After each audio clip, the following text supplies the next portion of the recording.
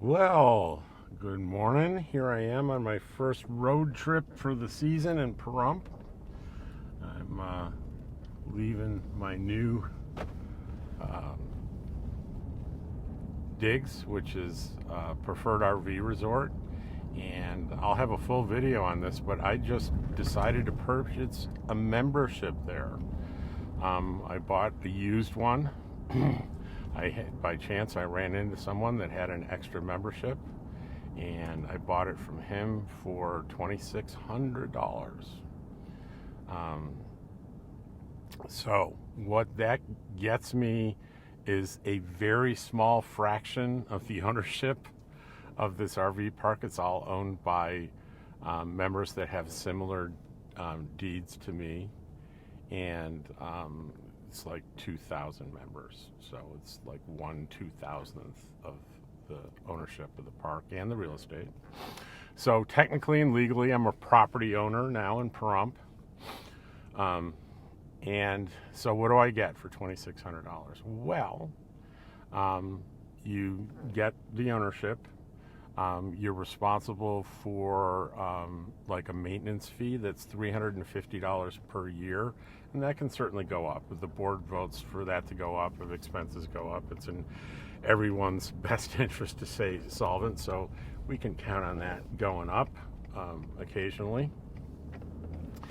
And so what do I get? Here's what I get.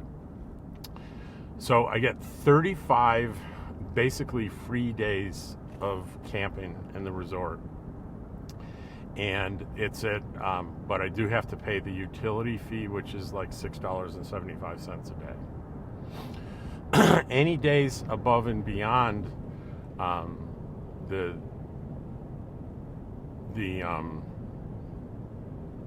any days above and beyond the 35 days, I pay that utility fee plus about $9 or $10. So I think it's $16.75 total for days beyond. So that is ideal for me, and let me tell you why. That I'll be wanting to stay in Pahrump at least twice a year. Oh, that was I don't know if you saw that fall. That was the microphone fell from where I had it perched up there, so I've just got it in my hand now. Back to what I was saying. I like spending the winters in Quartzsite, so this gives me a place to go after Quartzsite when it gets too hot. I get up here, I have my full hookups, and ideally I would start a camp hosting job in the national park system, probably May or June. It's not the case this year because I'm assigned to Yosemite, and my campground probably won't be available until August or so.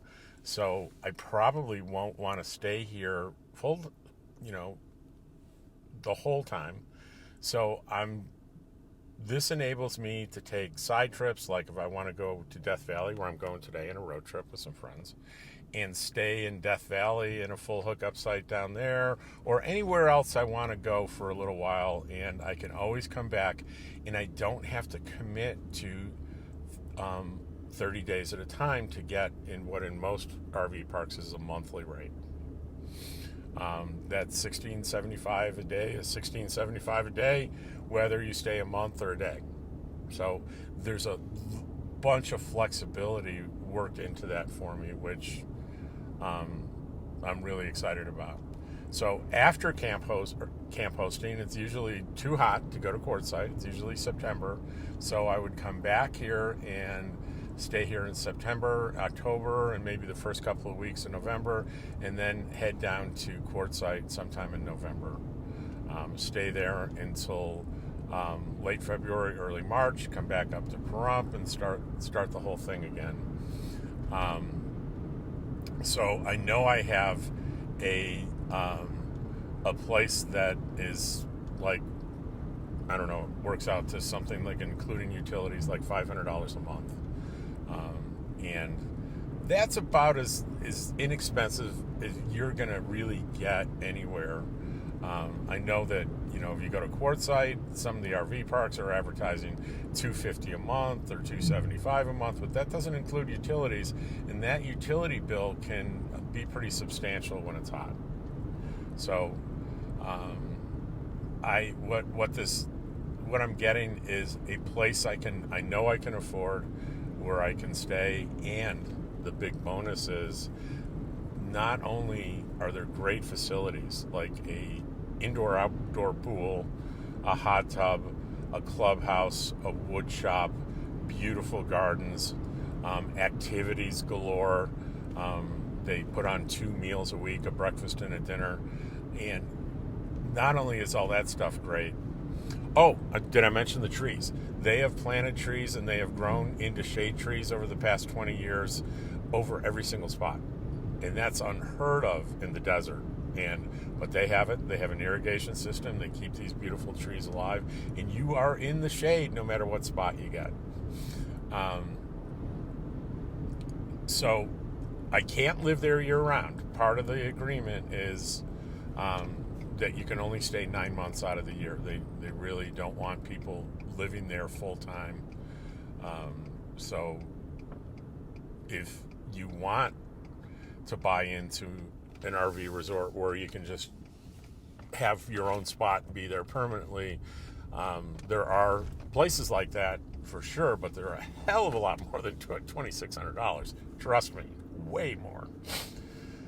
So I'm right now en route to a BLM area to pick up 2 of my friends. We're going to take a drive into Death Valley, into the park. Now, in the park, I am not allowed to take video. I can take stills. So what I'm going to do is the trip out and maybe part of the trip back, I'm going to be talking, and I'm going to see still pictures from the inside the park, because that's legal. You can take as many still pictures as you want. But if you take any video, any moving pictures, any type of filming like that, you need to have a permit, and I do not have a permit, and I don't want to get fined. It's like a $10,000 fine, something ridiculous like that. So anyway, I'll be back. I'll be quiet. All right, as promised, I turned the recording on as we're on our way to Death Valley, and you might notice I have company in the car. There's Lori in the back, you can see her, and then there's Barb. And how did we all get to know each other? Through the great famous YouTuber Coco, yep. Deborah Dickinson. So I'll wave to Deborah, hey, say Deborah. Hi, Deborah, and the rest of the Coco gang. Hi, you guys. So we're on our way on an exciting day trip to Death Valley, and one of the reasons I love Pahrump so much, and one of the reasons I decided this is my other home, it's Quartzsite and Pahrump, is the proximity to Death Valley National Park. And I set the GPS, and I think it said like 30 miles away. What did I say it was? Do you remember? I think I said 19. 19 miles away. So it's a little slow going, so it's probably going to take about a half an hour on this road. And I was about to say there's nothing between Pahrump and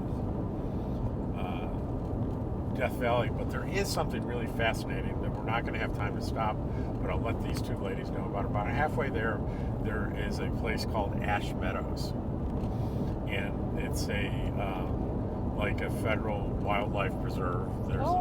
There's a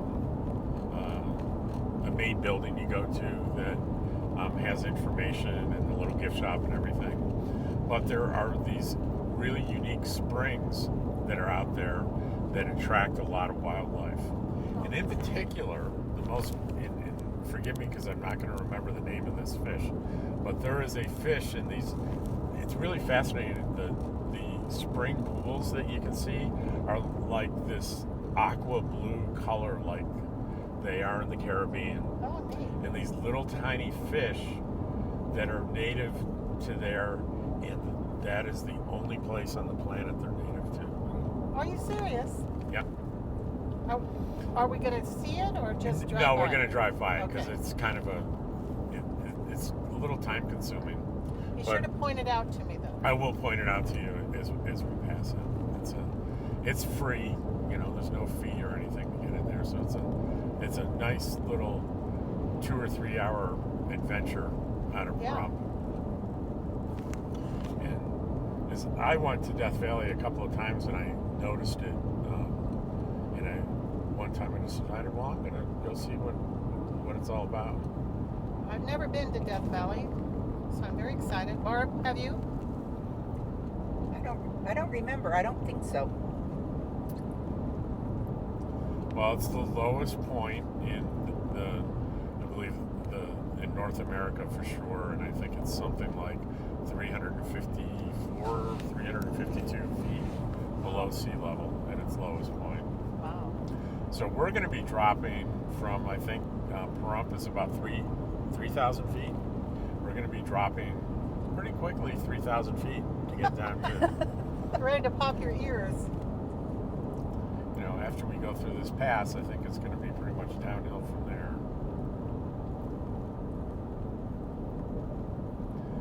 So one of the things I wanted to do on this little trip with the camera is I wanted to do a little interview of Lori and Barb. So let's start with you, Lori. Just do me a favor, just hold this in your hand. It's a microphone so people can hear you. And tell us where you're from. Are you a full-timer, part-timer? What circumstances led you to this lifestyle? What got you to Pahrump currently? That kind of stuff. Okay. A lot of people do know that I cared for my mom and dad through the end of their lives, and that went on for several years. And so I'd had to leave my career and everything to do that.